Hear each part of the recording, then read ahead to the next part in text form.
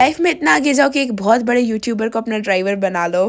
को क्या बताऊं। हाँ जी, कैसे हो? सब बढ़िया। तो अभी जस्ट दिवाली का सीज़न ख़त्म ही हुआ था कि शादियों का सीज़न आ चुका है। तो इन शादियों के सीज़न के लिए हम भी बिल्कुल रेडी हैं। कोको बिल्कुल शादी सीज़न के लिए रेडी नहीं है, तो मैंने उसको खुश करने के लिए उसकी ट्रीट उसकी तरफ फेंकी, पर उसने कैच नहीं किया। अब इसमें मेरी गलती तो नहीं है, उसको कैच करना चाहिए था ना। फिर जो है मैंने सोफे को आगे किया, क्योंकि वो बहुत परेशान हो रही थी। उसे था कि मुझे मेरी ट्रीट चाहिए, तो मैंने सोफे को आगे किया, पीछे किया, और जैसे तैसे करके मैंने अपना फ़ोन को भी यहाँ पे लगा दिया था रिकॉर्ड करने के लिए। पर कोको उसके सामने खड़ी हो गई थी। फिर जाके मैंने ट्रीट निकाली और उसे दी। तो ट्रीट निकाल के देने के चक्कर में मेरी हाथ में थोड़ी सी चोट लग गई और थोड़ा सा खून निकलने लगा। चोट खाने के बाद मेरी बारी थी कुछ खाने की, और इस कोको को देखो कितने कैजुअली सो रही है, मतलब इसे तो दुनिया की परवाह ही कोई नहीं है।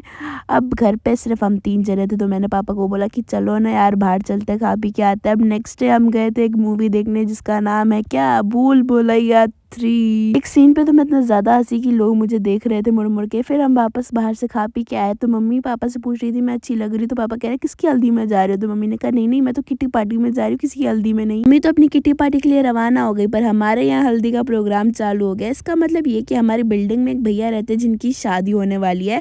तो वो भैया ने अपनी दुल्हन को लाने के लिए पूरी बिल्डिंग को एक दुल्हन के जैसे सजवा दिया।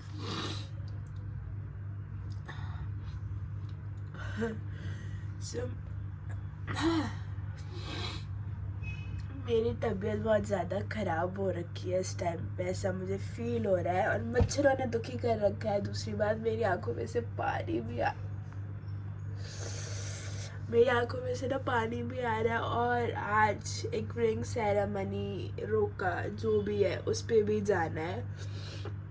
लेट्स सी क्या हाल होने वाला है मेरा। उससे पहले जो है मैं आपको डेकोरेशन दिखा देती हूँ। क्या बढ़िया डेकोरेशन हो रखी है इस टाइम पे हमारी बिल्डिंग की। आओ।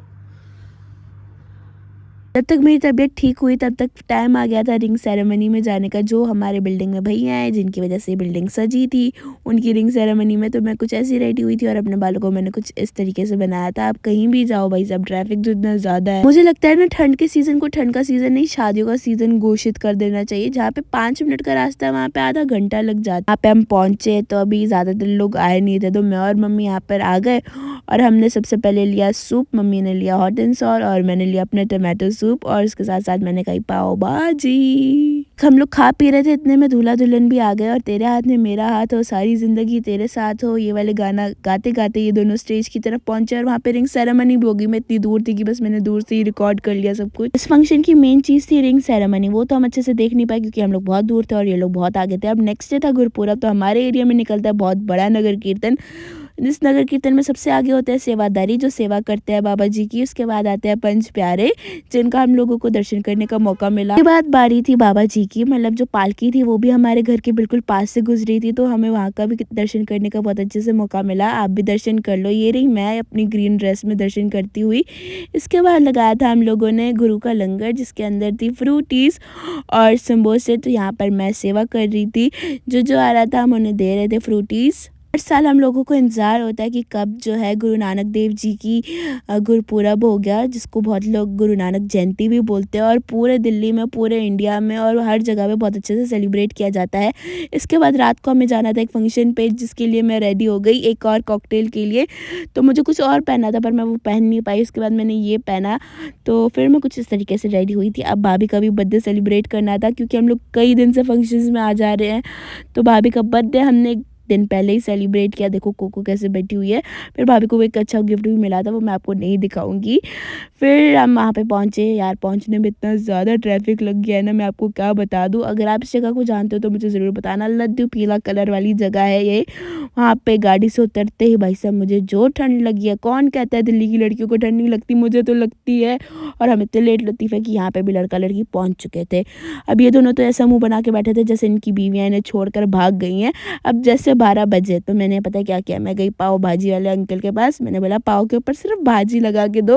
तो उन्होंने बोला कि बेटा ऐसे कैसे खाओगे। तो मैंने उन्हें बोला कि मुझे तो ऐसे ही पाव भाजी अच्छी लगती है। पर उन्हें क्या पता था मैं तो यहाँ पे केक कट करवा रही थी अपनी भाभी का थोड़ा यूनिक तरीके से, तो वो भी काफ़ी ज़्यादा हंस रही थी यहाँ पर। अब मेरे चाचू कम मामा जो है उन्होंने बोला कि गिफ्ट के नाम पे मैं तुम्हें रोज़ ही दे देता हूँ। तो भाभी उन्हें कह रही थी कि मामी वहाँ बैठी हो, उन्हें दे दो। फिर भाभी को भी बहुत सारे फ़ोन्स आ रहे थे बर्थडे विश करने के के लिए। और यहाँ पे शिवांशी ने भी उन्हें रोज़ दिया।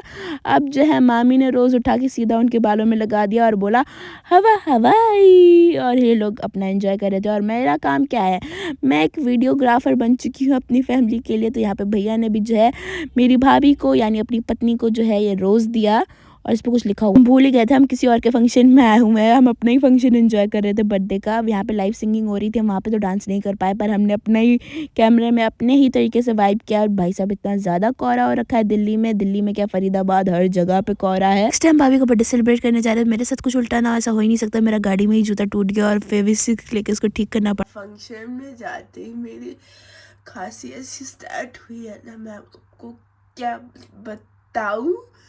मतलब मैंने लिटरली 2 सूप पिए हैं, फिर भी मैं जाना था नेक्स्ट डे वापस शादी में। तो वापस वही रूटीन, रेडी होना, ये कपड़े देखना और ज्वेलरी देखना, और बालों को मैंने यहाँ पे कर्ल्स किया तो मैं आपको वही दिखा रही थी। और बिल्कुल मिनिमम सब में रेडी हुई। इसके बाद जो है यहाँ पर कोको नाराज़ हो चुकी है, मम्मी रेडी है, इस कमरे के लोग भी रेडी हो रहे हैं, पापा शोर कर रहे हैं। ताले का पापा का तो काम ही शोर करना है, काम ये ज़्यादा हो गया। ये मम्मी के लिए था दोस्तों। और ये रही मैं, और ये रही हमारी कोको, और सबसे मेन चीज़ मेरी दवाइयाँ। इसके बगैर तो काम अधूरा है ना कोको। चलोगी? मैं बाहर पापा को ढूंढ रही थी, पर पापा यहाँ पे ढोकला खा रहे थे तो मैंने भी पाव भाजी ले ली और भाभी ने अपने फेवरेट गोलगप्पे ले लिए। इसके बाद जो है ना मेरे चाचू का मामा वहाँ पे आए और उन्होंने मेरे भाई को बोला कि तुम स्वागत के टाइम बाहर नहीं थे ना, आओ मैं तुम्हारा स्वागत करता हूँ। तो मेरे भाई ने बोला नहीं मुझे स्वागत की बिल्कुल कोई जरूरत नहीं है। मना कर सकता है पर जियाना को कोई मना नहीं कर सकता। तो उसने सबसे पहले मेरे पापा का स्वागत किया, फिर उसने बोला बुआ आओ मैं आपका भी स्वागत करती हूँ। तो उसने मेरा स्वागत किया, 2-3 बार माला उसकी गिर गई थी, फिर जाके उसने मेरा स्वागत किया। फिर अब जाके उसने अपने चाचू का भी स्वागत किया क्योंकि उसके चाचू से भी मना नहीं कर पाए थे। उसने मेरी मम्मी का स्वागत किया, टेबल पे बैठे हर उस इंसान का स्वागत किया, भाभी का भी स्वागत किया। अब ये दोनों चाची भतीजी आराम से बैठ के जो है यहाँ पे वाटरमेलन खा रही थी। इन दोनों को वाटरमेलन अच्छा लगता है तो दोनों आराम से बैठी हुई थी और अपना खा रही। ये मेरा कजन जो मुझे तंग करने का एक भी मौका नहीं छोड़ता। तो ये इसकी आज शादी, इसकी नहीं इसके कजन भाई की शादी थी। तो यहाँ पे बुआ is always on a duty वाली मेरी जॉब चालू हुई थी। तो यहाँ पे जैसे दूल्हा दुल्हन की एंट्री होने लग रही थी, अलग अलग साइड से गाने चल रहे थे और इतने में पटाखे भी बूझने लगे, नहीं बूझने नहीं मतलब चलने लग गए। तो जियाना मुझे वो दिखा रही थी बुआ देखो पटाखे, बुआ पटाखे। तो मैं वही उसे दिखा रही थी। जियाना को दिखाने के चक्कर में पटाखे, यहाँ पे लड़का लड़की की एंट्री हो गई। बेचारे फोटोग्राफर्स ने तो उनकी एंट्री कैसी की तैसी कर ली, मतलब हजारों फोटोज उनकी वहाँ पे खड़े करके ली। और वहाँ पे मैं थी नहीं तो मैंने किसी और से वीडियो लिया और अपने घर के लिए हम लोग रवाना हो गए। मुझे क्या पता था घर पे जाते एक सरप्राइज मेरा वेट करा होगा। घर पे आते ही मेरे हाथ में बहुत खतरनाक चोट लग गई। अब रात के 4 बजे, बैंडेज तो था नहीं घर पे, तो हल्दी का यूज किया अपना खून रोकने के लिए। और कोई तो काम धंधा हमारे पास अब बचा ही नहीं है। हम वापस रेडी हो गए। हम क्यों रेडी हुए हैं? क्योंकि हमें जाना है शादी में। अब हमें जाना है पड़ोसी की शादी में जिसने पूरी बिल्डिंग को अपनी दुल्हन के लिए दुल्हन के जैसे सजा के रखा है। तो यहाँ पे मम्मी एकदम लग रही थी वाओ। से हम अपनी गाड़ी से नीचे उतरे, भाई साहब हवाओं ने तो हमारा स्वागत इस प्रकार किया कि हमें ऐसे महसूस हुआ कि हम फरीदाबाद में नहीं, हम तो कुल्लू मनाली पहुंच गए हैं शादी अटेंड करने के लिए। तुम खुद ही देख लो वीडियो में, तुम्हें कोहरा दिख ही रहा है ना। तो टाइम जैसे जैसे बीत रहा था कोहरा उससे ज्यादा बढ़ता ही जा रहा था और ठंडी हवाएं तो ऐसी चल रही थी कि पता नहीं क्या ही हो रहा। हमने ठंड को भगाने के लिए पिया सूप क्योंकि एक यही हमारा सहारा था। और बारात तो इतनी ज्यादा लेट आई थी ना, मतलब 12:15 बजे बारात गेट के बाहर आई। तो सोच लो तुम लोग कि वो अंदर कभी आई होगी। ये लोग इतना नाचे इतना नाचे। हाँ ठीक है शादी एक बार होती है पर तुम ठंड का भी तो सोचो कि कितनी ज्यादा ठंड है यहाँ पर। और आपको पता है ना मुझे छोटे बच्चे बहुत ज्यादा पसंद है। कभी जियाना तो कभी लवी, जो मेरे हाथ में लग जाता है उसे अच्छे से घुमा फिरा रही थी पूरे फंक्शन में। तो मेरा तो यहाँ पे थोड़ा बहुत एंजॉयमेंट ऐसे हो गया था। अब हम लोग वेट कर रहे थे, भाई साहब ठंडी हवाएं ऐसे चल रही थी कि कान में यहाँ से जाएंगी और निकलेंगी वहां से। जब मैंने अपने घर वालों को ये बात बोली तो मुझ पर हंस रहे थे, बोल रहे थे क्यों तेरे दिमाग के अंदर कुछ है नहीं क्या? नहीं है भाई, तभी तो तुम्हारे घर में पैदा हो गया। अब यहाँ पे जैसे तैसे करके लड़का लड़की आए और पंडित जी ने ग्रीन सिग्नल दिखाया और इन दोनों की वरमाला हुई, मतलब शादी हो चुकी। फिर हम अपने घर के लिए आए और नेक्स्ट डे वापस फंक्शन पे जाना था, इसलिए मुझे मम्मी के कपड़े लाने पड़े प्रेस करे हुए। कपड़े मैं ले आई थी, अब बारी थी मेरा प्रेस होने का, मतलब मेरा तैयार होने का। तो मैं कुछ इस प्रकार तैयार हुई थी और मैंने अपने बाल स्ट्रेट कर लिए थे। अब बारी थी फंक्शन में जाने की। तो चलो चलते हैं। हमें जहाँ जाना था वहाँ नहीं गए, मतलब हमें फरीदाबाद जाना था पर हम छतरपुर गए। फिर हम वापस छतरपुर से फरीदाबाद गए और हम इतने लेट लतीफ़ है कि हम वहाँ पे भी लेट पहुंचे। हम इतनी बड़ी फैमिली थी तो हमने क्या किया, हम टेबल पे बैठी। हमने कहा हम कहाँ कहाँ हॉल में जाके घूमेंगे, पर दैम में सो ब्यूटीफुल कि हमारा एक जगह से उठने का मन ही नहीं किया। यहाँ पे जियाना की मस्तियाँ वापस चालू हो गई थी। ये ना शिवांशी को कह रही थी नो बैड मैनर्स, क्योंकि शिवांशी पास्ता खा रही थी और हम इसे खाने नहीं देते, तो वो उसको भी कह रही थी नहीं तुम मत खाओ पास्ता, बैड मैनर्स होती है। सोचा इस फंक्शन में थोड़ा डिफरेंट करते हैं, आज मीठा खाते हैं क्योंकि इतने दिन से तो स्टार्टर्स और मेरे कोर्स खा ही रहे हैं। तो यहाँ पे मेरे चाचू ना थोड़ी देर पहले मेरी तरह ही ना वॉइस ओवर करके दिखा रहे थे सबको। तो यहाँ पे जब वो खाना खाने बैठे ना, तो मैंने बोला कि अब मेरे चाचू यहाँ पे बैठे हैं और वो खाना खा रहे, तो वो कह रहे थे कि खाते टाइम तो रिकॉर्ड मत कर कम से कम। अब बारी थी हमारा फंक्शन को बाय बोलने की। तो यहाँ पे हम ना किसी को ढूंढ रहे थे कि हमारी फैमिली पिक्चर ले ले, पर हमें कोई मिला ही नहीं, तो बस ऐसे वीडियो ले ली।